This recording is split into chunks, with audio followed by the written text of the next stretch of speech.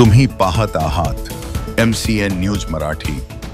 बुलढाणा जिल्ह्यातील देऊळघाट येथील जिल्हा परिषद हायस्कूल व कनिष्ठ महाविद्यालय उर्दू माध्यम येथे इयत्ता 11वीच्या विद्यार्थ्यांसाठी केवळ एकच तुकडी उपलब्ध असल्याने अतिरिक्त तुकडी सुरू करण्याची जोरदार मागणी होत आहे।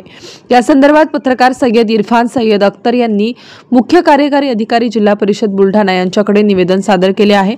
इयत्ता 11वीच्या ऑनलाईन प्रवेश प्रक्रियेमुळे आणि एका वर्गासाठी 60 विद्यार्थ्यांची मर्यादा निश्चित असल्याने अनेक विद्यार्थ्यांना प्रवेश मिळू शकलेला नाही। देऊळघाट परिसरातील विद्यार्थी संख्येचा विचार करता एकाच तुकडीमुळे अनेक हुशार आणि इच्छुक विद्यार्थ्यांचे शैक्षणिक नुकसान होणार आहे। आर्थिकदृष्ट्या दुर्बल पालक आपल्या मुलामुलींचे शिक्षण देण्यासाठी धडपड करत आहेत, मात्र अतिरिक्त तुकडी उपलब्ध न झाल्यास त्यांना मुलांना बाहेरगावी पाठवावे लागेल, ज्याचा खर्च या पालकांना परवडणारा नाही। परिणामी अनेक विद्यार्थ्यांचे शिक्षण अर्धवट राहण्याची भीती व्यक्त करण्यात आली आहे।